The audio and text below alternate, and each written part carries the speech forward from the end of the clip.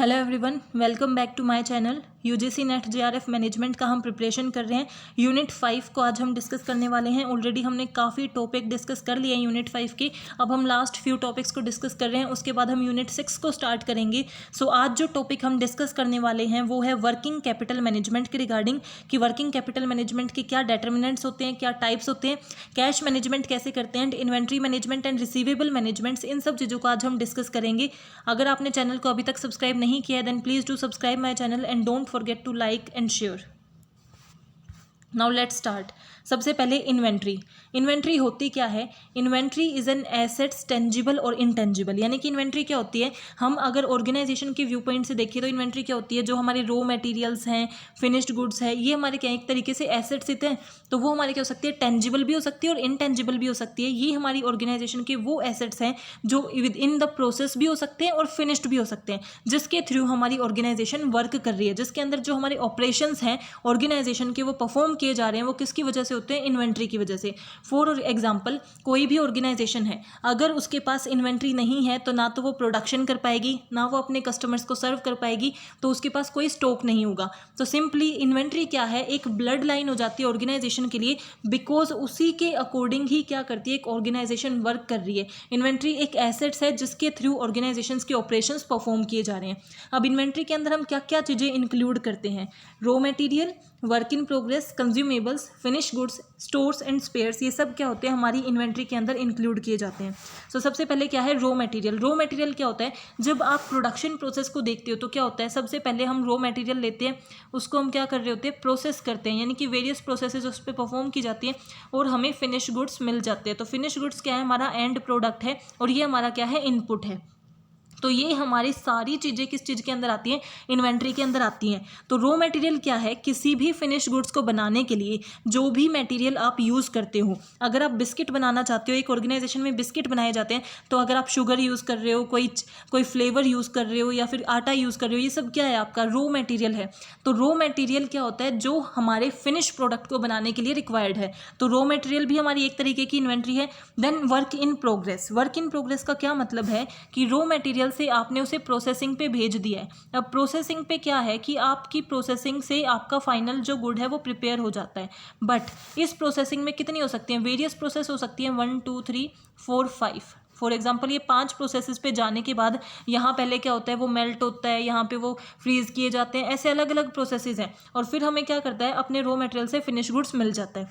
तो जब हमारी प्रोसेस किसी भी इन्हीं में से किसी भी स्टेज पे है, इस पे है, इस पे, इस पे, तो तब हमारा गुड क्या है, ना तो वो रॉ मटेरियल है क्योंकि वो प्रोसेसिंग में तो आ गया, बट ना वो फिनिश गुड्स है बिकॉज अभी वो फिनिश हुआ भी नहीं है, अभी पाँचों की पाँचों पूरी नहीं हुई है। तो जब वो हमारी बीच वाले स्टेज पे होता है उसे हम क्या बोलते हैं, वर्क इन प्रोग्रेस। वो भी हमारी क्या होती है, इन्वेंट्री होती है। देन फिनिश गुड्स, यानी कि जो फाइनल और एंड प्रोडक्ट हमें मिला है वो क्या होता है, फिनिश गुड्स, वो भी हमारी इन्वेंट्री होती है। कंज्यूमेबल्स। कंज्यूमेबल्स क्या होते हैं, ऑर्गेनाइजेशंस क्या करती है, जो गुड्स बना रही है वो क्या करती है, उसे बेचती है, अपने कस्टमर्स को बेचती है। बट वो तो हमारे क्या हो जाते हैं, फिनिश गुड्स। फिनिश गुड्स को वो बेचती है, बट अगर वो उन चीज़ों को खुद ही कंज्यूम कर रही है, कोई ऐसा प्रोडक्ट ऑर्गेनाइजेशन बना रही है जिससे वो खुद के कंजप्शन के लिए बना रही है, खुद के यूज़ के लिए बना रही है, उसे हम बोलते हैं कंज्यूमेबल्स, जो हमारी इन्वेंट्री के अंदर रिकॉर्ड किए जाते हैं, इंक्लूड किए जाते हैं। Store and spheres. Store and spheres के अंदर क्या आता है कि जब भी आपको इन सब चीज़ों पे वर्क करना है, रॉ मटेरियल को प्रोसेस करना है एंड देन उसे फिनिश प्रोडक्ट बनाना है, उसके बीच में कोई भी स्पेयर्स, पार्ट्स, कुछ भी रिक्वायर्ड होता है, यानी कि मशीनरी के लिए आपको कुछ भी स्पेयर्स रिक्वायर्ड होते हैं, कोई ऐसी छोटी छोटी चीज़ें रिक्वायर्ड होती है जो आपकी मशीनरी को ठीक करने के लिए चाहिए होती है, क्योंकि अगर आपकी मशीनरी सही से काम नहीं कर रही तो उसके लिए कुछ नट्स चाहिएंगे, हैमर चाहिएगा, तो ये सब क्या है, ये भी आपकी इन्वेंट्री है, बिकॉज इसी के थ्रू आपकी प्रोसेसिंग होती है। तो ये सारी चीज़ें हमारी क्या होती है, इन्वेंट्री के अंदर इंक्लूड होती हैं। अब इन्वेंट्री को एक ऑर्गेनाइजेशन इन्वेंट्री रखती क्यों है, देखो इन्वेंट्री क्या है और क्या क्या चीज़ें उसके अंदर इंक्लूड होती हैं। आई होप आपको ये क्लियर हो गया होगा, क्योंकि उसके बाद ही आपको आगे की चीज़ें क्लियर होंगी। तो इन्वेंट्री क्या है, इन्वेंट्री एक वो एस्पेक्ट है ऑर्गेनाइजेशन का जिसकी वजह से ऑर्गेनाइजेशन की वर्किंग होती है, ऑपरेशंस परफॉर्म होते हैं, जैसे कि रॉ मटेरियल है, वर्क इन प्रोग्रेस है, फिनिश गुड्स है, स्पेयर पार्ट्स है, जो भी हमारे stock and spare parts and consumables हैं, ये सब हमारी क्या है, इन्वेंट्री है। अब ऑर्गेनाइजेशन हमेशा चाहती है कि उसके पास एक पर्टिकुलर अमाउंट ऑफ इन्वेंट्री हो, कि कुछ अमाउंट ऑफ इन्वेंट्री उसके पास हमेशा रहे। तो वो इन्वेंट्री को होल्ड क्यों करती है, उसके क्या मोटिव्स हो सकते हैं एक ऑर्गेनाइजेशन के होल्ड करने के इन्वेंट्री को। तो बेसिकली 3 ही मोटिव होते हैं, transaction motive, precautionary motive and speculative motive. Transaction motive क्या होता है कि वो ट्रांजैक्ट करना चाहते हैं, सिंपली आप फिनिश गुड्स क्यों रखते हो, ताकि आप क्या कर सको, सेल कर सको। तो ये ट्रांजैक्शन आप कस्टमर्स के साथ कर सको, इसीलिए तो आप इन्वेंट्री को रखते हो। तो आप एक स्टॉक हमेशा आपके पास रखते हो फिनिश गुड्स का, ताकि अगर कोई कस्टमर आए तो उसके साथ इजीली ट्रांजैक्शन की जा सके।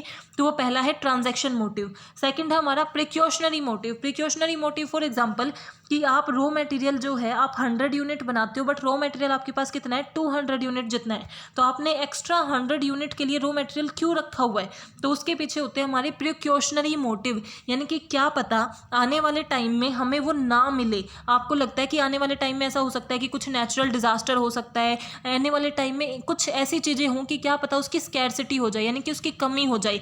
तो आने वाले टाइम में हमारी प्रोडक्शन ना रुके, इसलिए हम पहले ही इन्वेंट्री थोड़ी ज़्यादा रखते हैं, होल्ड करके रखते हैं। वो क्यों होता है कि हम प्रिकॉशंस ले रहे हैं, पहले ही हम बच के चल रहे हैं। तो वो हमारा क्या होता है, precautionary motive. Speculative motive. Speculative motive का मतलब क्या होता है कि फॉर एग्जांपल जो रॉ मटेरियल आप परचेज करते हो, आज आपको वो 100 पर यूनिट मिल रहा है, बट अगर आपने फ्यूचर में उसे परचेज़ किया उस रॉ मटेरियल को, तो वो आपको 150 पर यूनिट मिलेगा। ऐसा आपको लग रहा है कि आने वाले टाइम पे प्राइस हाई होने वाले हैं। तो आप क्या करते हो, जब आपको पता चलता है कि कोई ऐसी चीज़ है जो बेसिक चीज़ है, हम नॉर्मल घरों में भी करते हैं कि हमें कुछ लगता है कि ये हमारी डेली रिक्वायरमेंट है, जैसे वेजिटेबल्स के साथ हो जाता है। तो अगर हमें लगता है कि आने वाले टाइम में उनके प्राइस बहुत ज़्यादा होने वाले हैं, तो उसी टाइम पर आप थोड़ा ज़्यादा परचेज़ कर लेते हो। तो वो होल्ड करते हैं स्पेक्यूलेशंस के लिए भी, कि आने वाले टाइम में इसके प्राइस ज़्यादा होने वाले हैं, तो अब मेरे पास ये ज़्यादा होना चाहिए, सो दैट मुझे उस टाइम खरीदने की रिक्वायरमेंट नहीं पड़ेगी, या उस टाइम में इसे बेचूंगा तो मुझे ज़्यादा प्रॉफिट होगा। तो ये 3 मोटिव होते हैं ट्रांजैक्शन करने के लिए, पहले से प्रिकॉशंस लेते हो, और स्पेक्यूलेशंस यानी कि आप क्या करते हो, प्राइस पर खेलते हो, प्राइस के इंक्रीज और डिक्रीज होने को प्रिडिक्ट करते हो और स्पेक्यूलेट करते हो। जैसे सट्टेबाजी होती है, स्पेक्यूलेशन का मतलब वही होता है कि एक तरीके से आप क्या करते हो, दाव लगाते हो कि आगे आने वाले टाइम में प्राइस क्या होंगे, डिक्रीज होंगे या इंक्रीज होंगे, उसके बेस पे आज ज़्यादा होल्ड कर लेते हैं ताकि आगे हम प्रॉफिट कमा सकें। नाउ अगर आप इन्वेंट्री को होल्ड करके रखते हो, अगर एक ऑर्गेनाइजेशन अपने पास इन्वेंट्री रख रही है, तो उससे रिलेटेड क्या क्या कॉस्ट होती है जो एक ऑर्गेनाइजेशन को बियर करनी पड़ेगी। तो उसके अंदर आती है purchase cost, ordering cost, carrying cost and stock out cost. Purchase cost का सिंपल सा मतलब है कि अगर आप, ये आपके सप्लायर हैं, ये आपकी ऑर्गेनाइजेशन और ये आपके कस्टमर हैं। अगर आपके कस्टमर आपसे परचेज करते हैं तो आपको क्या करते हैं, मनी पे करते हैं। सिमिलरली आप भी तो रॉ मटेरियल वगैरह किसी से परचेज करते हो, अपने सप्लायर से परचेज करते हो, तो उनसे जो परचेज कर रहे हो, इन्हें जो अमाउंट दे रहे हो, वो आपका क्या है, परचेज कॉस्ट। यानी कि उस रॉ मटेरियल को खरीदने का, स्टोर एंड स्पेयर्स को खरीदने का कितना अमाउंट लगा, that is purchase cost. Ordering cost हमारा क्या होता है, ऑर्डरिंग का मतलब है कि ऑर्डर देने में आपकी कितनी कॉस्ट लग गई। ऑर्डर, हर ऑर्डर से रिलेटेड कॉस्ट होती है कि आपके पेपर से रिलेटेड कॉस्ट आ जाती है, कितना टाइम लग जाता है। सो ऑर्डरिंग कॉस्ट यानी कि उस चीज़ को, उस ऑर्डर को सेटअप करने में कितनी कॉस्ट लगी। जब भी हम लार्ज अमाउंट ऑफ ऑर्डर देते हैं तो उसमें कॉस्ट इन्वॉल्व होती है। तो ordering cost, then carrying cost. देखो सबसे पहले हमने ऑर्डर दिया, ये आपकी मान लो सप्लायर है, तो सप्लायर को सबसे पहले आपने क्या दिया, ऑर्डर दिया। ऑर्डर के बाद आप क्या करोगे, उसको ऑर्डर देने के बाद आप उससे परचेज करोगे, तो परचेज की कॉस्ट। अब आपने, उसने आपके क्या किया, रॉ मटेरियल पहुंचा दिया, तब कहीं ना कहीं तो आप उसे रखोगे, वेयर हाउस में रखोगे, कहीं ना कहीं तो रखोगे। तो वो वेयर हाउस कितना, वहाँ पे लाइटनिंग होनी चाहिए, वहाँ पे फैन होने चाहिए, वहाँ पे प्रॉपर एरिया होने चाहिए, लेबर होने चाहिए। उस चीज़ से रिगार्डिंग जो कॉस्ट आएगी वो हमारी क्या होगी, कैरिंग कॉस्ट। यानी कि उस इन्वेंट्री को मैनेज करने की कॉस्ट, हमारे पास बनाए रखने की, अच्छी क्वालिटी में बनाए रखने की कॉस्ट को हम क्या कहते हैं, कैरिंग कॉस्ट। तो 3 तरीके की कॉस्ट हो गई अभी तक। ऑर्डरिंग कॉस्ट यानी कि ऑर्डर देने की कॉस्ट, उसके ऑर्डर को सेटअप करने की कॉस्ट। देन उससे ऑर्डर देने के बाद रिसीव करते हैं तो परचेज की कॉस्ट, की परचेज कितने में हुआ। उसके बाद उसे मेंटेन करने की, कि वेयर हाउस में उसे रख रहे हैं तो अच्छे से उस पर भी पैसे स्पेंड होंगे, वो कैरिंग कॉस्ट। और अगर आपके पास इन्वेंट्री नहीं है, अगर आपके पास इन्वेंट्री नहीं है, फॉर एग्जांपल एक कस्टमर आपकी दुकान पे आया, उसने आपसे किसी चीज़ की डिमांड की, बट आपने बोला कि आपके पास वो चीज़ अवेलेबल नहीं है, तो वो जाके वो किसी और दुकान से परचेज करेगा, बट अल्टीमेटली था तो वो आपका कस्टमर ना, तो आपके पास स्टॉक नहीं था, इसकी वजह से आपका जो पैसा आपके पास आने वाला था वो किसी और के पास चला गया। तो आपकी वो कौन सी कॉस्ट होती है, स्टॉक आउट कॉस्ट, कि आपके पास स्टॉक नहीं था, उसकी वजह से जो कॉस्ट आपको बियर करनी पड़ी, that is stock out cost. Now inventory management के क्या क्या ऑब्जेक्टिव होते हैं कि एक ऑर्गेनाइजेशन अपनी इन्वेंट्री को एक अच्छे लेवल पे क्यों मेंटेन करती है। कोई भी नहीं चाहता कि जो भी उनकी इन्वेंट्री है ना तो वो ओवर होनी चाहिए ना ही वो अंडर होनी चाहिए। इसका मतलब बहुत ज़्यादा इन्वेंट्री भी नहीं होनी चाहिए कि वो वेस्ट हो, और इतनी कम भी नहीं होनी चाहिए कि हम प्रोडक्शन कर ही ना सकें। तो एक ऑप्टिमम लेवल पे इन्वेंट्री हम चाहते हैं, वो हमारा क्या होता है, मेन ऑब्जेक्टिव होता है। लेकिन उसके अलावा क्या क्या ऑब्जेक्टिव होते हैं, ताकि मटेरियल अवेलेबल रहे। इसका मतलब क्या है कि अगर आप इन्वेंट्री को मैनेज करोगे तभी तो आपके पास प्रोडक्शन के लिए मटेरियल बना रहेगा। प्रोडक्शन अगर आपको कंटिन्यूस करनी है, स्मूथली प्रोडक्शन करनी है, तो उसके लिए आपके पास हमेशा क्या होना चाहिए, मटेरियल अवेलेबल होना चाहिए। तो मटेरियल की अवेलेबिलिटी को इंश्योर करती है एक अच्छी इन्वेंट्री मैनेजमेंट, क्योंकि रॉ मटेरियल किसके अंदर आता है, इन्वेंट्री के अंदर ही आता है। Better level of customer satisfaction, कि अगर आप कस्टमर सर्विस अगर मटेरियल अवेलेबिलिटी है तो आप टाइमली क्या करोगे, प्रोडक्शन करोगे। टाइमली प्रोडक्शन करोगे तो आप अपने कस्टमर्स को टाइमली डिलीवर कर सकोगे, तो जिससे आप क्या करोगे, कस्टमर्स को बेटर सर्विस प्रोवाइड करोगे। इसकी वजह से वेस्टेज जो है वो मिनिमम हो जाती है। बिकॉज अगर हम एक ऑप्टिमम लेवल पे, क्योंकि इन्वेंट्री मैनेजमेंट कर रहे हैं, इसका सिंपल मतलब है कि इन्वेंट्री को हम एक ऑप्टिमम लेवल पे, बेस्ट लेवल पे मेंटेन कर रहे हैं। तो अगर हम इन्वेंट्री को बेस्ट लेवल पे, ऑप्टिमम लेवल पे मेंटेन करते हैं, तो जो भी अननेसेसरी वेस्ट है, अननेसेसरी इन्वेंट्री है, वो नहीं रहती, जिसकी वजह से वेस्टेज और एरर क्या हो जाते हैं, रिड्यूस हो जाते हैं। मेंटेन सफिशिएंट स्टॉक, जितने स्टॉक की हमें रिक्वायरमेंट है उतना हमारे पास रहता है, कि अगर कस्टमर आएगा तो हम उन्हें मना भी नहीं करेंगे कि हमारे पास वो प्रोडक्ट नहीं है, क्योंकि हमने अपनी इन्वेंट्री को इतना मैनेज किया हुआ है कि हम अपने सभी कस्टमर्स की डिमांड फुलफिल कर सकते हैं। तो हमारे पास सफिशिएंट स्टॉक रहता है, ये भी हमारा ऑब्जेक्टिव है। देन कॉस्ट इफेक्टिव शॉर्टेज, कि हमारी कॉस्ट भी कम हो जाती है। कॉस्ट कैसे कम होगी अब, क्योंकि आपके एरर कम हो जाते हैं, अननेसेसरी थिंग्स को आप अवॉइड कर देते हो, वेस्टेज कम हो जाती है। वेस्टेज कम होगी, एरर कम होंगे, और कस्टमर्स को अच्छे से सर्व करोगे, तो ऑब्वियसली आपकी कॉस्ट क्या हो जाएगी, रिड्यूस हो जाएगी। Cost value of inventory can be reduced, कि कॉस्ट की इफेक्टिव होगी, स्टोरेज अच्छे से हो जाएगी, और उसकी इन्वेंट्रीज की वैल्यू कॉस्ट भी रिड्यूस हो जाएगी। इसका मतलब क्या है कि ओवरऑल कॉस्ट तो कम होगी, लेकिन जो स्टोरेज की कॉस्ट है, क्योंकि अगर आप स्टोर कर रहे हो किसी चीज़ को, जो आपके फिनिश गुड्स हैं या फिर रॉ मटेरियल हैं, वो आपने स्टोर करके रख रखी है, अगर वो बहुत ज़्यादा होंगे तो कॉस्ट उन पर ज़्यादा आएगी, मेंटेनेंस की ज़्यादा आएगी। लेकिन अगर आप ऑप्टिमम लेवल पर रख रहे हो तो आपकी स्टोरेज की कॉस्ट, इन्वेंट्रीज की कॉस्ट रिड्यूस हो जाती है, और आप अपने प्रोडक्ट की अच्छी सेल्स कर सकते हो, क्योंकि जितने भी कस्टमर्स आएंगे आपके पास इनफ जो है प्रोडक्ट होंगे कि आप उन्हें सर्व कर सको, तो आपकी सेल्स भी क्या होगी, इंक्रीज होगी, जिसकी वजह से आपकी प्रोडक्टिविटी एंड परफॉर्मेंस भी इंप्रूव होगी। नाउ इन्वेंट्री कंट्रोल टेक्निक, की इन्वेंट्री को कंट्रोल करने के लिए, मैनेज करने के लिए कितनी टेक्निक्स हैं। तो बेसिकली हम ये टेक्निक यूज़ करते हैं, EOQ, ABC, VED, FSN, SDE, SOS, HML and GOLF। इनका नाम आपको, इनकी फुल फॉर्म आपको पता होनी चाहिए, और इनका बेसिक मीनिंग आपको पता होना चाहिए। इनसे क्वेश्चन हमेशा आते हैं, तो आपको पता होना चाहिए। तो वन बाय वन हम डिस्कस करते हैं। EOQ टेक्निक, EOQ का मतलब क्या होता है, economic order quantity. Economic order quantity का मतलब ही क्या है, नेम ही सजेस्ट कर रहा है। इकोनॉमी यानी कि इकोनॉमिक का मतलब होता है कॉस्ट इफेक्टिव। तो जो हमारी, जहाँ पे हमारी कॉस्ट मिनिमम हो और हमारा बेस्ट अमाउंट हो, बेस्ट ऑर्डर हो, उस क्वांटिटी को हमें क्या करना चाहिए, मैनेज करके रखना चाहिए। तो इन्वेंट्री की उतनी क्वांटिटी हो जो हमारे लिए सबसे ज़्यादा कॉस्ट इफेक्टिव हो, उसी को हम क्या बोलते हैं, इकोनॉमिक ऑर्डर क्वांटिटी। ना तो एक्सेस में रखना और ना ही शॉर्टेज रखना, एक ऑप्टिमम लेवल पे बनाए रखना हमारी ऑर्डर को, हमारी क्वांटिटी को, ताकि हम अपनी कॉस्ट इफेक्टिवनेस को मैनेज कर सके। That is economic order quantity. इसके अंदर हम दो चीज़ों को डिस्कस करते हैं, होल्डिंग कॉस्ट को और कैरिंग कॉस्ट को। उसके बेस पे डिसाइड करते हैं, जहाँ पे हमारी होल्डिंग कॉस्ट भी कम होगी और कैरिंग कॉस्ट भी कम होगी, वहाँ पे हम अपने ऑप्टिमम लेवल को सेलेक्ट करते हैं। ABC एनालिसिस, ABC एनालिसिस क्या डिटरमाइन करता है, ABC का हमारा मतलब क्या है कि जो वैल्यू के बेस पे डिफाइन करता है कि किस इन्वेंट्री को हमें कितना रखना है। For example A, B and C, तो इसे हम कैसे डिफाइन करते हैं, 80-20 और ये 20-80। अब इसका मतलब क्या है, A जो है उसकी वैल्यू कितनी है, 80%। एक ऑर्गेनाइजेशन में उसकी वैल्यू तो है 80%, यानी कि हमारी प्रोडक्शन के लिए वो 80% इंपॉर्टेंट है। अगर वो नहीं होगा तो हम कर ही नहीं सकते, क्योंकि 80% इंपॉर्टेंट है। बट वो जो हमारी क्वांटिटी है उसकी, वो सिर्फ 20% है। फॉर एग्जांपल, एक मशीनरी है जिसके थ्रू आपका प्रोडक्शन होती है। अब वो मशीनरी तो एक ही है, लेकिन रॉ मटेरियल बहुत ज़्यादा होगा, आटा होगा, शुगर होगा, जिसके थ्रू प्रोडक्शन होगी। तो मशीनरी क्या है, जिसकी क्वांटिटी तो स्मॉल है, वो एक छोटे से एरिया को ही कवर कर रही होगी, लेकिन वो वैल्यूएबल कितनी है कि बिना इस मशीनरी के बाकी सारा रॉ मटेरियल यूजलेस है। तो ये हमारा क्या होता है, प्रोडक्ट है जिसकी हमारी जो वैल्यू है बहुत ज़्यादा है, इंपॉर्टेंस बहुत ज़्यादा है, बट उसकी क्वांटिटी क्या है, कम है, और एक प्रोडक्ट क्या होता है जिसकी वैल्यू तो बहुत कम है, यानी कि उसके जैसे रॉ मटेरियल के पास कुछ स्पेयर पार्ट्स हैं, कि यानी कि स्पेयर पार्ट्स की वैल्यू क्या है, कम है, वो इतने इंपॉर्टेंट नहीं है, लेकिन उसकी क्वांटिटी बहुत ज़्यादा है।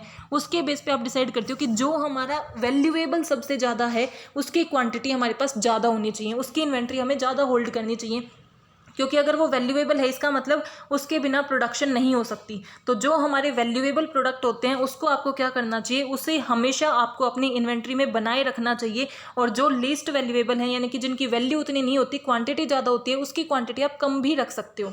देन VED एनालिसिस, VED क्या कहता है, vital, essential and desirable. Name he suggest कर रहा है कि प्रोडक्शन के लिए जो वाइटल है, इसेंशियबल है और डिज़ायरेबल है।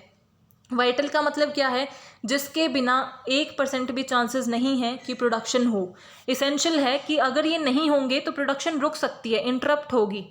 और ये हमारा क्या है, डिज़ायरेबल, इसके बिना हम 100% प्रोडक्शन कर सकते हैं, ये तो हमारी डिज़ायर है कि ये होगा तो और ज़्यादा बेटर है।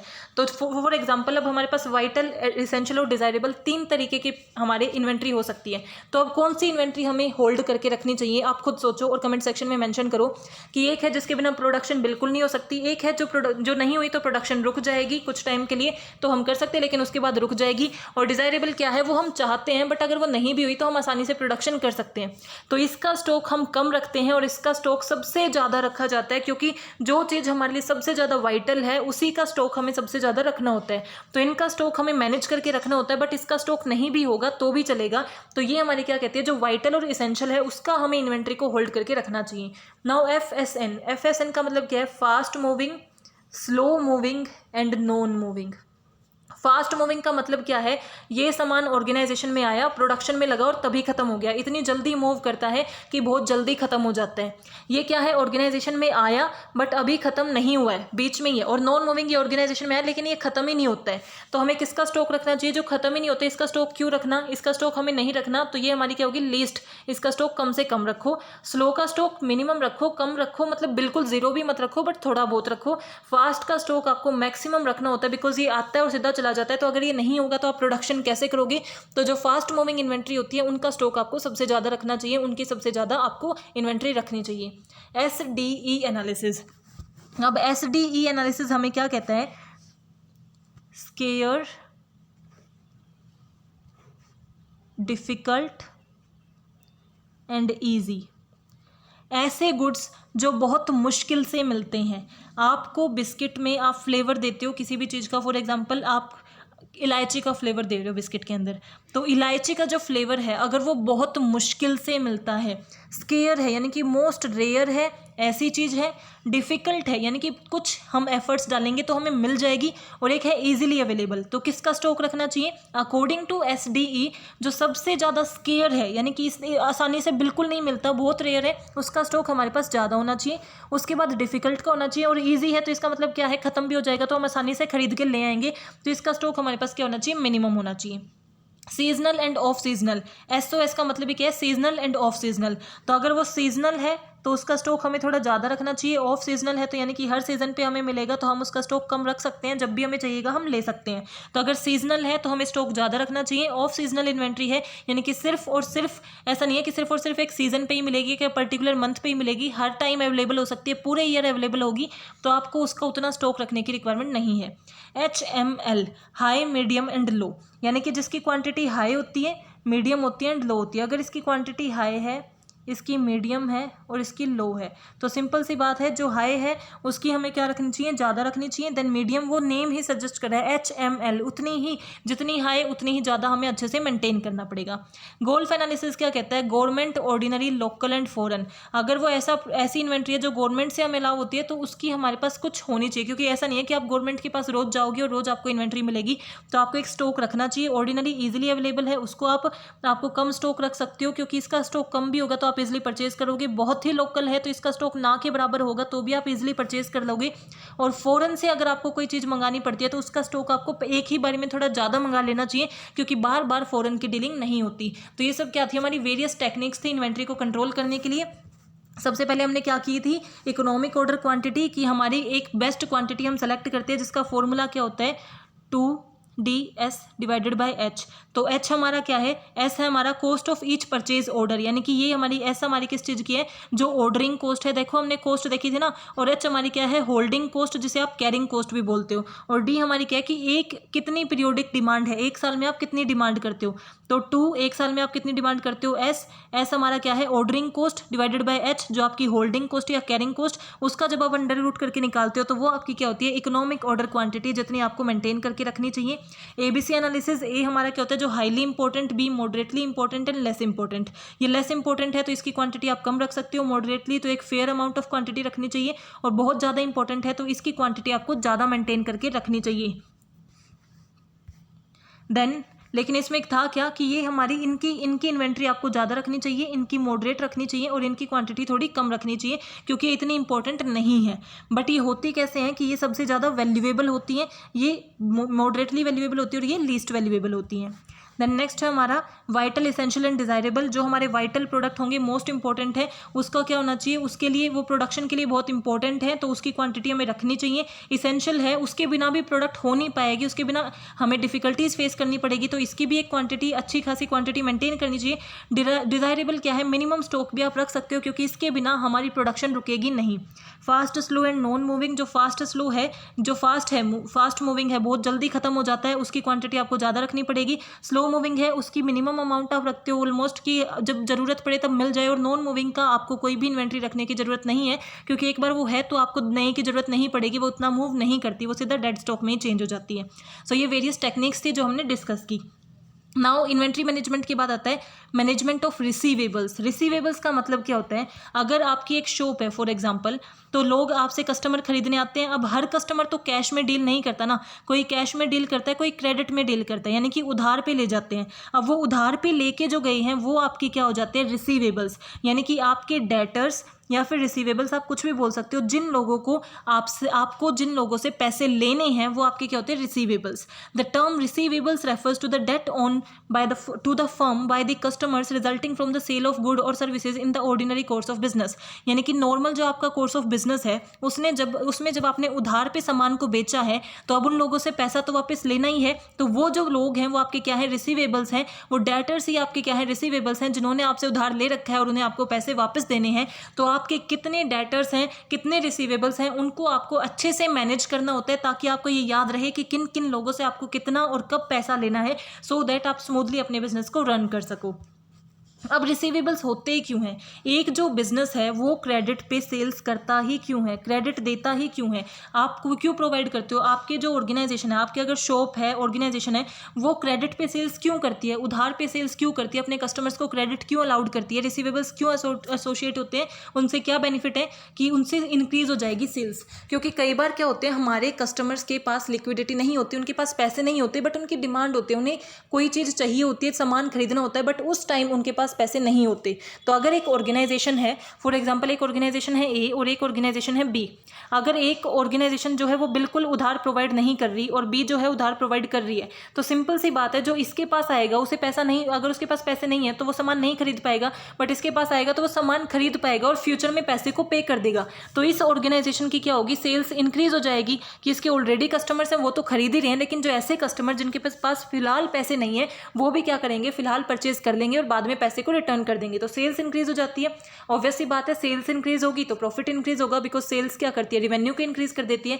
इसकी हेल्प से आप कंपटीशन को टैकल कर लेते हो। जैसे ए थी, वो हमारे क्या कर रही थी, क्रेडिट नहीं दे रही थी, बट बी क्या कर रही है, क्रेडिट दे रही है, तो ज़्यादा डिमांड इनके प्रोडक्ट की होगी, क्योंकि हम क्रेडिट पे भी प्रोवाइड कर रहे हैं, तो हम ज़्यादा कस्टमर्स को अट्रैक्ट कर सकते हैं, गुडविल बिल्डअप कर सकते हैं। सो ज़्यादा डिमांड इनकी होगी, तो ये अपने कंपटीशन को अच्छे से टैकल कर सकते हैं और एक कंपिटेटिव एडवांटेज को पा सकते हैं।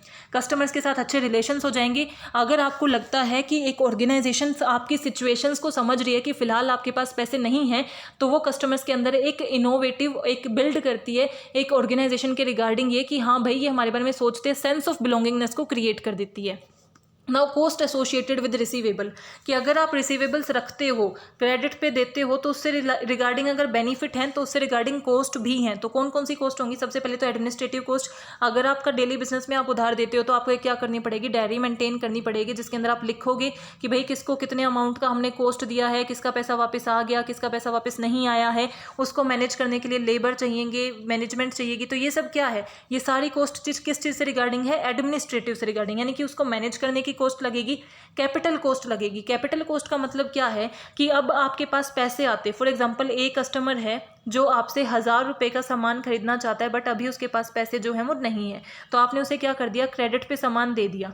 अगर आप क्रेडिट पे सामान नहीं देती है ऑर्गेनाइजेशन, तो उसे क्या मिलते? 1000 रुपये मिलते ना, और वो उसे कहीं ना कहीं इन्वेस्ट कर पाती, इन्वेस्ट करती तो उसे इंटरेस्ट मिलता।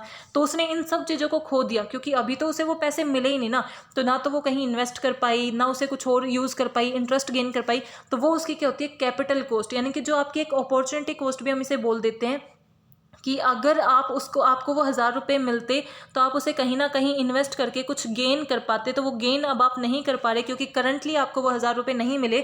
तो वो आपकी क्या होती है? Capital cost. देन होती है कलेक्शन कॉस्ट। अगर आपने 100 लोगों को क्रेडिट दिया है तो ऐसा ज़रूरी नहीं है कि 100 के 100 टाइमली पेमेंट करेंगे, ऐसा नहीं होता, सब टाइमली पेमेंट नहीं करते। तो आपको क्या करना पड़ता है? उनसे कलेक्ट करना पड़ता है, बार बार उन्हें याद दिलाना पड़ता है, बार बार उन्हें कॉल करना पड़ता है, उनके पास जाना पड़ता है, और कुछ तो ऐसे भी होते हैं जिनके ऊपर केस भी कर जाना पड़ता है और फिर जाके हमें पैसे मिलते हैं। तो कलेक्ट करने में कॉस्ट लग जाती है।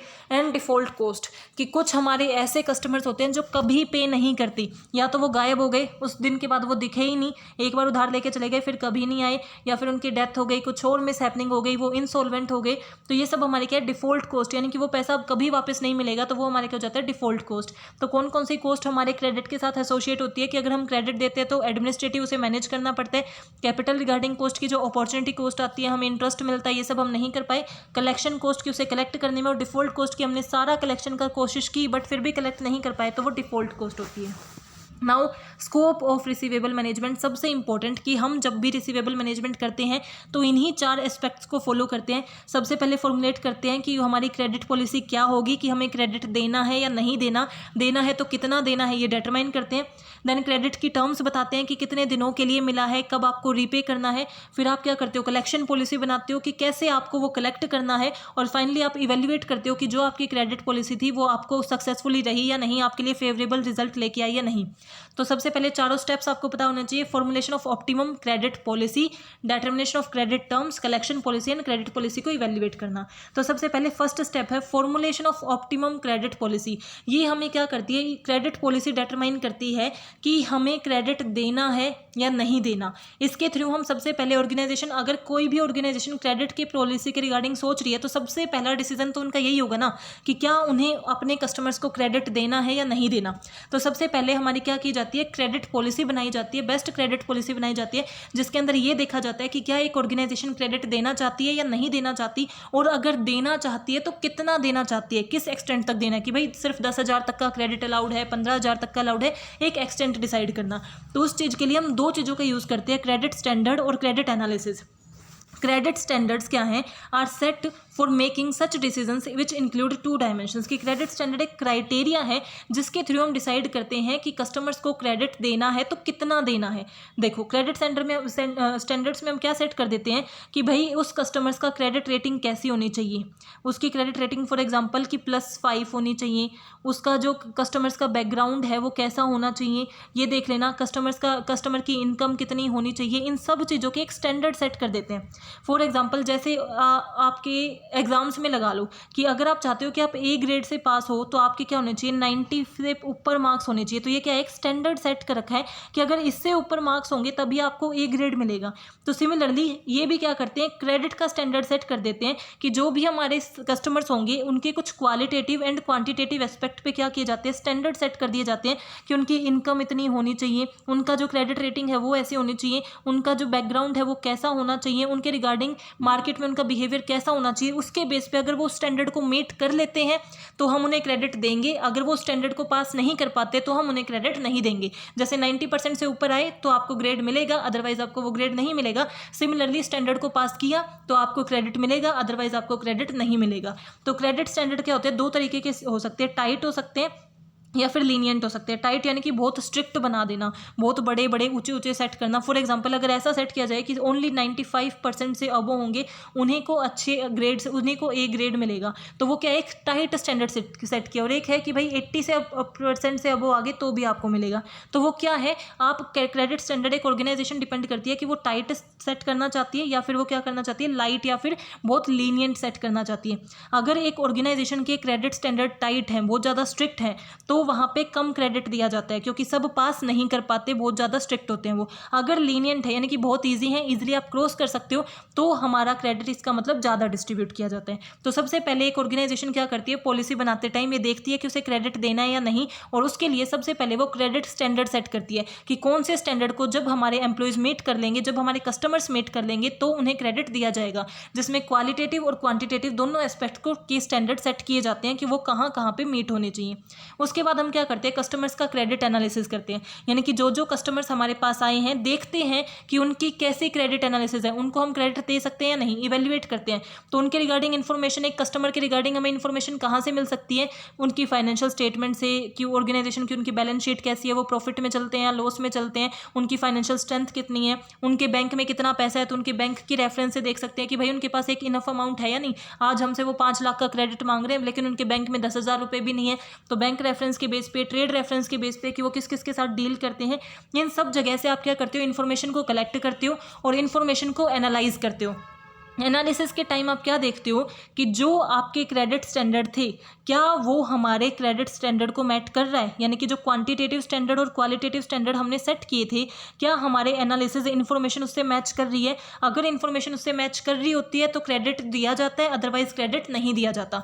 तो पहला आई होप आपको क्लियर हुआ होगा कि formulation of optimum credit policy क्या है, कुछ स्टैंडर्ड सेट करना क्वालिटेटिव और क्वांटिटेटिव एस्पेक्ट पे, जिसके थ्रू हम डिसाइड करते हैं कि हमें देना या नहीं। फिर क्रेडिट एनालिसिस करना, यानी कि कस्टमर्स के बारे में एक्चुअल में इन्फॉर्मेशन कलेक्ट करना, उसे मैच करना क्रेडिट स्टैंडर्ड के बाद और डिसीजन मेकिंग लेना कि उन्हें क्रेडिट देना या नहीं। अब मान लो कि हमारे कस्टमर ने वो फॉलो किया और पता चला कि उन्हें क्रेडिट दिया जा सकता है, उनका क्रेडिट रेटिंग अच्छी थी, तो उसके बाद हम क्या डिटरमाइन करते हैं, डिटर्मिनेशन ऑफ क्रेडिट टर्म्स, कि अब हम उन्हें क्रेडिट दे रहे हैं तो उनकी क्या टर्म्स एंड कंडीशन है, वो हमारे क्या होता है सेकंड एस्पेक्ट, जिसके अंदर हम 3 चीज़ें डिफाइन करते हैं कि क्रेडिट कितने दिनों के लिए दिया जा रहा है, क्रेडिट पीरियड डिफाइन करते हैं कि भाई 1 महीने के लिए दिया जा रहा है, 3 महीने के लिए दिया जा रहा है, 15 दिन के लिए दिया जा रहा है, ये उन्हें डिटरमाइन करते हैं। कैश डिस्काउंट डिटरमाइन करते हैं कि फॉर एग्जांपल अगर हम 1 महीने के लिए दे रहे हैं, हम उन्हें कहते हैं कि अगर वो 1 महीने से पहले हमें देंगे तो 5% हम क्या देंगे, उन्हें कैश डिस्काउंट देंगे। तो कैश डिस्काउंट कितना देंगे ये डिटरमाइन करना, और कैश डिस्काउंट का पीरियड डिटरमाइन करना कि ये कैश डिस्काउंट कब तक वैलिड होगा। अगर आप 1 महीने के बाद दे रहे हो तो आपको कोई कैश डिस्काउंट नहीं मिलेगा, पहले दोगे तो ही मिलेगा। तो ये सारी टर्म्स उसके अंदर हमें डिटरमाइन करनी होती है जब भी हम क्रेडिट टर्म्स को डिफाइन करते हैं।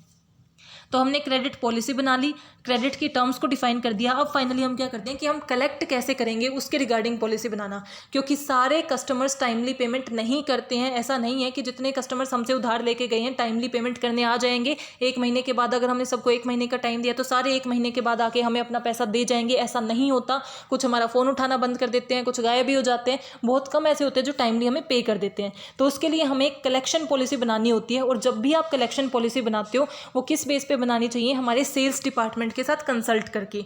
और जो भी हम कलेक्शन पॉलिसी बनाते हैं वो 2 चीज़ों के बेस पे होती है कि मीन्स वो स्ट्रॉन्ग, वो बहुत ज़्यादा स्ट्रिक्ट भी हो सकती है और लीनियंट भी हो सकती है। अगर बहुत स्ट्रिक्ट कलेक्शन पॉलिसी आपने बना ली, इसका मतलब आप एक्शंस लोगे, अगर वो पैसे नहीं देंगे, बहुत ज़्यादा स्ट्रिक्ट है, तो उससे क्या हो सकता है, आपके कस्टमर्स शिफ्ट हो सकते हैं आपके कंपिटिटर्स पे और आपकी सेल्स कम हो सकती है। इसलिए आपको बहुत ज़्यादा स्ट्रिक्ट भी नहीं बनानी चाहिए, और बहुत लीनियंट बना ली तो वो कभी पैसा वापस देंगे ही नहीं, डिफ़ॉल्ट हो जाएगा। तो आपको एक ऑप्टिमम क्रेडिट कलेक्शन पॉलिसी बनानी चाहिए। अब इसके क्या सीक्वेंस होती है कि सबसे पहले आपको क्या करना चाहिए, उन्हें रिमाइंडर लेटर्स भेजने चाहिए। मेल कर सकते हो या फिर उन्हें पोस्ट कर सकते हो एक लेटर कि भाई आपको इतने दिन बच गए हैं, अब आपको वो पैसे रिटर्न करने हैं।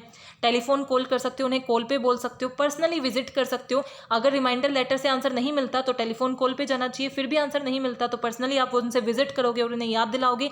देन फिर भी अगर वो आपके पैसे देने के लिए रेडी नहीं है तो आप कलेक्शन एजेंसीज का यूज़ करोगे। जो एजेंसीज पर्टिकुलरली बनी ही कलेक्ट करने के लिए हैं, वो आपके बिहाफ पे कलेक्ट करेंगी। अगर वो फिर भी नहीं करते तो आप क्या कर सकते हो, एक ऐसा भी कर सकते हो, एक और नई डेट उन्हें अलॉट कर दो कि भाई ठीक है 15 दिन हम आपको और देने हैं, उसके बाद आपको पेमेंट करनी पड़ेगी। फिर भी अगर पेमेंट नहीं करते तो आप लीगल एक्शन उनके खिलाफ ले सकते हो। और फाइनली हम क्या करते हैं, इवेल्युएट करते हैं क्रेडिट पॉलिसी को। Evaluation of credit policy is formulated to maintain the investment in the receivable at optimum level, कि हम देखते हैं कि क्या हमने ऑप्टिमम बेनिफिट यानी कि जो हमारा रिसीवेबल था वो ऑप्टिमम लेवल पे हम बना पाया नहीं। हम इवेल्युएट करते हैं कि क्या हमने रिसीवेबल से फेवरेबल रिजल्ट पाए या नहीं, या हमने लॉस बियर किया। इस चीज़ को इवेल्युएट करते हैं और उसी बेस पे आगे डिसीजन मेकिंग लेते हैं। Now working capital, third topic of today's. Working capital का मतलब ही क्या होता है? वर्किंग कैपिटल अगर हम सिंपल फॉर्म में बोलें तो current assets minus current liabilities of organisation is working capital. The difference received after the deducting the current liabilities from the current assets is known as the net working capital. कि जब हम अपनी normally working capital को ही हम क्या बोल देते हैं, जब हम अपने करंट एसेट्स में से करंट लाइबिलिटीज को माइनस कर देते हैं वो हमारी क्या है, वर्किंग कैपिटल है, जिसे हम शॉर्ट टर्म कैपिटल भी बोलते हैं, बिकॉज लॉन्ग टर्म में हमारा क्या जाता है, कैपिटल बजटिंग वगैरह आ जाता है। So short term investment, short term capital से रिगार्डिंग चीज़ें जो होती है वो वर्किंग कैपिटल होती है। वर्किंग कैपिटल किस चीज़ के लिए जरूरी है? हमारे डेली ऑपरेशंस के लिए। अगर एक ऑर्गेनाइजेशन डेली ऑपरेशंस करना चाहती है, सक्सेसफुली स्मूथली रन करना चाहती है, तो उसे अपनी वर्किंग कैपिटल अच्छे से मैनेज करने की रिक्वायरमेंट है। It is also denote that the operational efficiency of a venture the better the working capital, the better is the business short term financial health। कि मैंने बोला ना अभी कि लॉन्ग टर्म के लिए हम कैपिटल बजटिंग को डिस्कस करते हैं और वर्किंग कैपिटल क्या है, शॉर्ट टर्म के लिए, ताकि हम अपने डे टू डे बिजनेसेस को फुलफिल कर सके, इसीलिए वर्किंग कैपिटल की जाती है। तो अगर एक ऑर्गेनाइजेशन चाहती है, अगर वो चाहते हैं कि वो अच्छे से वर्क करे, अच्छे से काम करे, तो उन्हें एक वर्किंग कैपिटल का पर्टिकुलर अमाउंट अपनी ऑर्गेनाइजेशन में बना के रखना चाहिए। नाउ वर्किंग कैपिटल के टाइप्स क्या होते हैं? तो हम दो तरीके से वर्किंग कैपिटल को डिवाइड कर सकते हैं, on the basis of concept and on the basis of need. On the basis of concept and need, ये आपको पता होना चाहिए कि कॉन्सेप्ट के बेस पे भी दो होते हैं और नीड के बेस पे भी। कॉन्सेप्ट के बेस पे क्या होता है, gross working capital and net working capital, और नीड के बेस पे क्या होता है, temporary working capital and permanent working capital. इसका एक आप फ्लो डायग्राम टाइप बना लें कि वर्किंग कैपिटल को दो पार्ट्स में हम क्लासीफाई कर सकते हैं। On the basis of concept, concept में क्या होते हैं, gross working capital and net working capital, और नीड के बेस पे क्या होते हैं, temporary capital and permanent capital. So gross and net working capital क्या है, जब आप अपने करंट एसेट्स को ही वर्किंग कैपिटल मान लेते हो, यानी कि उसमें से करंट लाइबिलिटीज को माइनस नहीं करते, वो हमारी क्या होती है, ग्रोस वर्किंग कैपिटल। जैसे क्या निकालते हैं, अगर हमने ग्रोस, हमारे पास कुछ दे रखा होता है, ग्रोस मशीनरी हमें पास दी है, तो हम क्या करते हैं, डेप्रिसिएशन को माइनस कर देते हैं तो नेट आ जाती है, राइट। तो डेप्रिसिएशन इसका मतलब सिमिलरली अगर इसमें से हम कुछ माइनस नहीं करते तो वो ग्रोस ही रह जाती है। ग्रोस प्रॉफिट में जब हमारा ग्रोस प्रॉफिट होता है उसमें से एक्सपेंसेस माइनस करते हैं तो हमारा नेट प्रॉफिट आता है। तो हम कुछ माइनस करके, कुछ डिडक्ट करके अपना नेट निकालते हैं। तो अगर हम करंट एसेट्स में से करंट लाइबिलिटीज को डिडक्ट करते हैं तो हमारी नेट वर्किंग कैपिटल आती है। बट अगर हम उसे डिडक्ट नहीं करते, सिंपली सिर्फ करंट एसेट्स को ही हम वर्किंग कैपिटल मान ले, तो वो हमारी क्या है, gross working capital. The concept of gross working capital refers to the total value of current assets, यानी कि कितने करंट एसेट्स आपकी ऑर्गेनाइजेशन में हैं, जितने भी करंट एसेट्स आपकी ऑर्गेनाइजेशन में हैं, उसी को आप जब क्या मान लेते हो, हमारी वर्किंग कैपिटल मान लेते हो, उसी को हम क्या बोलते हैं, ग्रोस वर्किंग कैपिटल। और करंट एसेट्स क्या होते हैं, ऐसे एसेट्स जो विद इन 1 ईयर हम क्या कर सकते हैं, जैसे कैश है, ये हमारा करंट एसेट्स है। जो लॉन्ग टर्म नहीं, जो शॉर्ट टर्म होते हैं, वो हमारे क्या होते हैं, करंट एसेट्स, जिसे विद इन 1 ईयर हम मनी में चेंज कर सकते हैं, that is gross working capital. तो ग्रोस वर्किंग कैपिटल क्या हुई, जिसमें हम करंट एसेट्स को ही क्या मान लेते हैं, हमारी वर्किंग कैपिटल के इक्वल। और जब हम करंट एसेट्स में से करंट लाइबिलिटीज को डिडक्ट करते हैं और जो अमाउंट आता है उसको जो वर्किंग कैपिटल बोलते हैं, वो हमारी क्या होती है, नेट वर्किंग कैपिटल। तो ये बैलेंस है जिसमें से हम अपनी करंट लाइबिलिटीज को डिडक्ट कर देते हैं। The net working capital is an accounting concept which represent the excess of current assets over current liabilities। कि current assets हमारी working capital नहीं है, current assets कितने ज़्यादा हैं current liabilities से, वो जो हमारी working capital होती है उसे हम बोलते हैं net working capital। और ये ज़्यादा logical माना जाता है, ज़्यादा realistic माना जाता है, और इसी को हम ज़्यादातर यूज़ करते हैं। नॉर्मली अगर आप बिजनेस में देखोगे या फिर नॉर्मली आप फाइनेंस की स्टडी करोगे, अगर वर्किंग कैपिटल डीप में नहीं है वो कॉन्सेप्ट आपके, तो सिंपली आपको ये दे रखा होगा कि current assets minus current liabilities is working capital. ये कॉन्सेप्ट आपको डिफाइन भी नहीं होगा कि ग्रोस और नेट वर्किंग कैपिटल होता क्या है।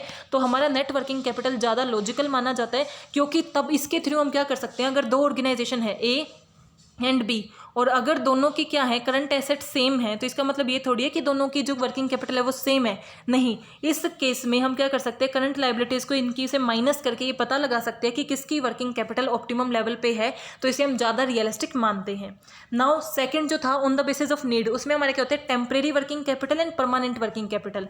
एक अमाउंट ऑफ वर्किंग कैपिटल जो आपको हमेशा रिक्वायर्ड है, यानी कि हमेशा आपकी रिक्वायरमेंट रहेगी, वो आपका क्या होता है, परमानेंट वर्किंग कैपिटल, कि इतना तो ऑर्गेनाइजेशन में हमेशा रहनी चाहिए वर्किंग कैपिटल, वो हमारी होती है परमानेंट वर्किंग कैपिटल, यानी कि उसमें कोई चेंजेस नहीं आते, और जो हमारे टाइम के अकॉर्डिंग कम या ज़्यादा होती रहती है, यानी कि कभी हमें ज़्यादा की रिक्वायरमेंट होती है, सीजनली हमें ज़्यादा की रिक्वायरमेंट है, वरना हमें कम की रिक्वायरमेंट है, वो हमारी क्या होती है, टेम्परेरी वर्किंग कैपिटल, कि कभी हमें ज़्यादा चाहिए होती है, कभी हमें कम चाहिए होती है।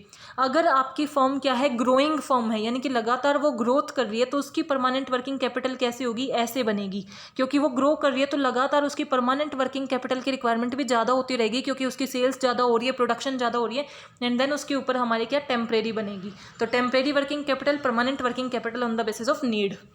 Now determinants of working capital, एक ऑर्गेनाइजेशन में कितनी वर्किंग कैपिटल की रिक्वायरमेंट है वो हम डिटरमाइन करते हैं इन वेरियस कॉन्सेप्ट के अकॉर्डिंग, जैसे कि नेचर ऑफ बिजनेस, कि आपके बिजनेस का कैसा नेचर है। अगर आपका मैन्युफैक्चरिंग का बिजनेस है तो आपको वर्किंग कैपिटल ज़्यादा रिक्वायर्ड होती है, लेकिन अगर सर्विस में आप काम कर रहे हो तो वहाँ वर्किंग कैपिटल की रिक्वायरमेंट कम होती है। मार्केट एंड डिमांड कंडीशंस, कि मार्केट कैसी है, कैसी मार्केट में कैसी कंडीशंस हैं। अगर मार्केट में क्या है, स्कैरसिटी है, यानी कि रिसोर्सेज मिल ही नहीं रही, तो उस टाइम पे आपको क्या करनी पड़ेगी, वर्किंग कैपिटल की रिक्वायरमेंट आपकी बढ़ जाती है। सो मार्केट में क्या कंडीशंस है, डिमांड क्या कंडीशंस है, उसके बेस पे भी आप डिटरमाइन होता है कि हमारे कितनी वर्किंग कैपिटल की रिक्वायरमेंट है। उसके अलावा credit policy at the time of sales and credit policy at the time of purchase. Purchase का मतलब जब आप परचेज करते हो किसी से, फॉर एग्जांपल आप रॉ मटेरियल परचेज कर रहे हो, तो जब अगर आपको आपके सप्लायर्स क्रेडिट प्रोवाइड कर रहे हैं, अगर आपको परचेज के टाइम क्रेडिट प्रोवाइड किया जाता है, इसका मतलब आपको उधार पे सामान मिल जाएगा, तो वर्किंग कैपिटल आप क्या कर सकते हो, कम रख सकते हो। आपके पास कैश कम होगा तब भी चलेगा, क्योंकि आप उधार पे सामान खरीद सकते हो। तो अगर परचेज के टाइम क्रेडिट मिलता है तो वर्किंग कैपिटल की रिक्वायरमेंट कम होती है, और अगर परचेज के टाइम क्रेडिट नहीं मिलता, कि हमें कैश में ही परचेज करना पड़ेगा, तो हमें फिर वर्किंग कैपिटल ज़्यादा मेंटेन करके रखनी होगी।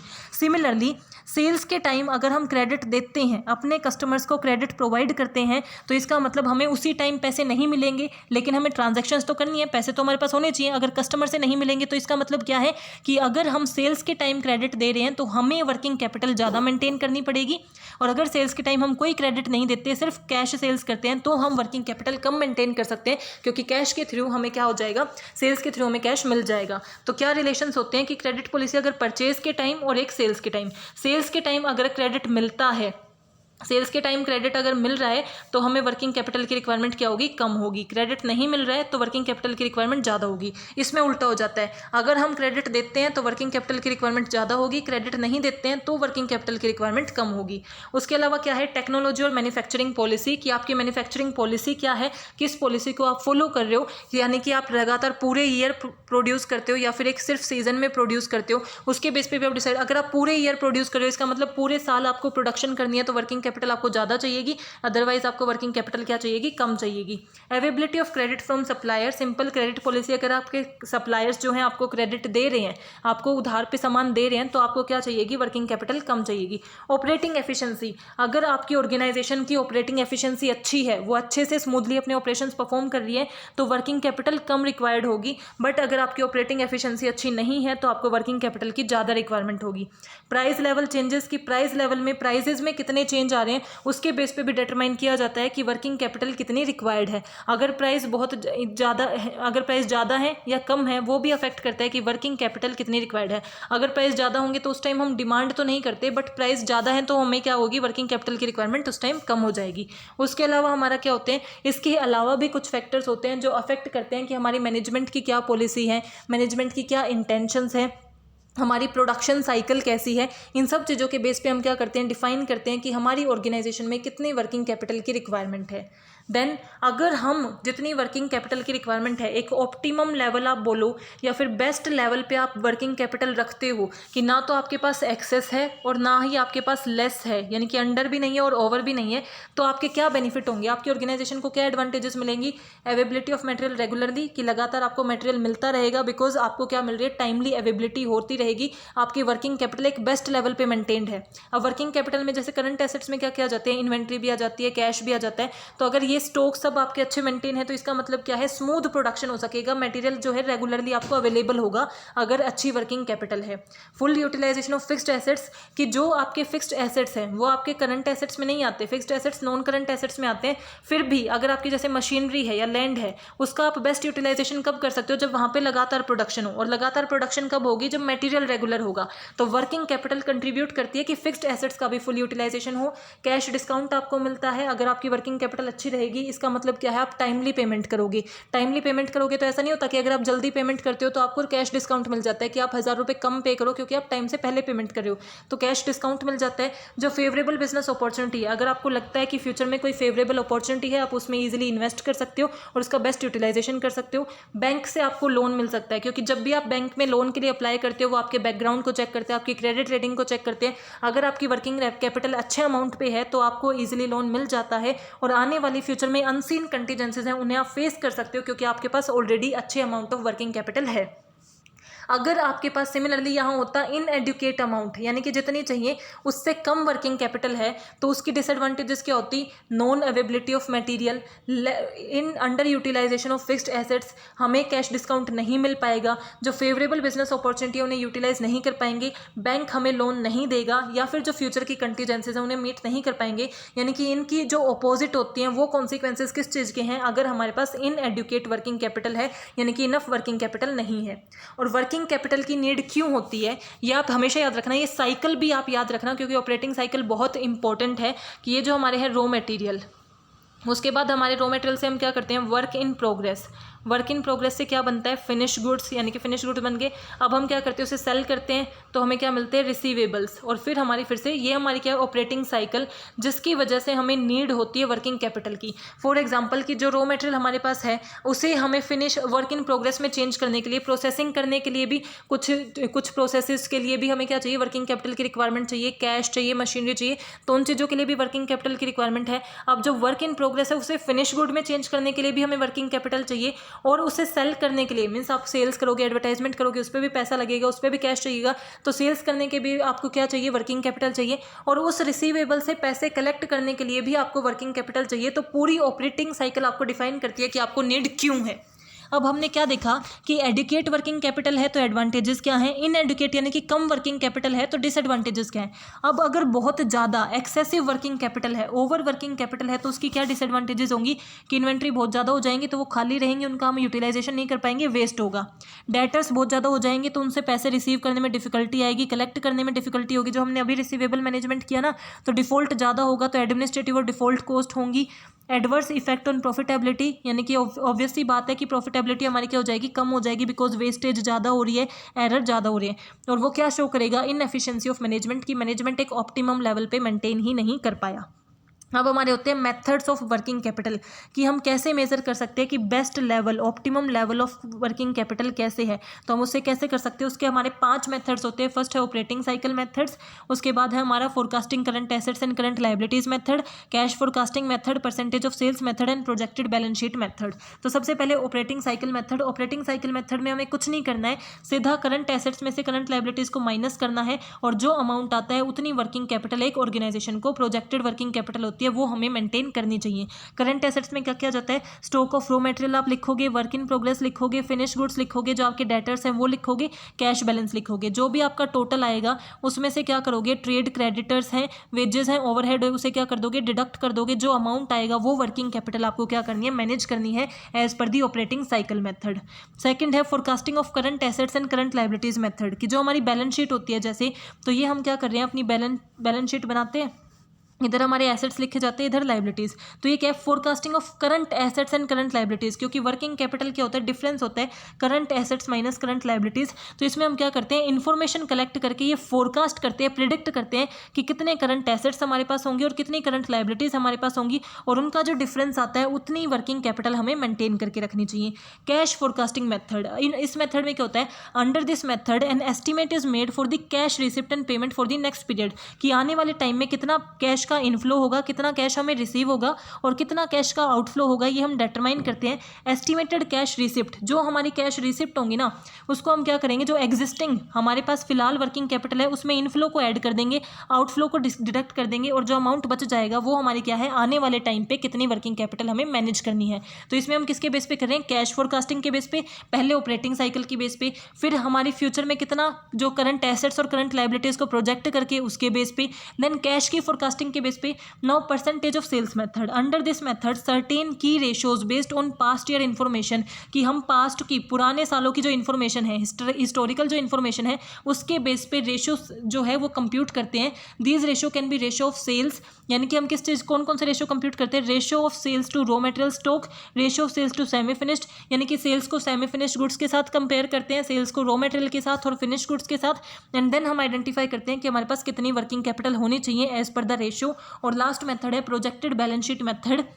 इसमें हम क्या करते हैं, अपने हिसाब से एक प्रिडिक्टिंग, यानी कि खुद के इन्फॉर्मेशन को कलेक्ट करके अच्छे अच्छे सोर्सेज से एक पूरी बैलेंस शीट प्रिपेयर करते हैं। इसमें तो क्या था, सिर्फ करंट एसेट्स और करंट लाइबिलिटीज़, इसमें कंप्लीट बैलेंस शीट प्रिपेयर करते हैं, और जो हमारे करंट एसेट्स और करंट लाइबिलिटीज़ का डिफरेंस आता है उसको हम क्या बोलते हैं, वो हमारी क्या है, वर्किंग कैपिटल जो फ्यूचर टाइम में होनी चाहिए।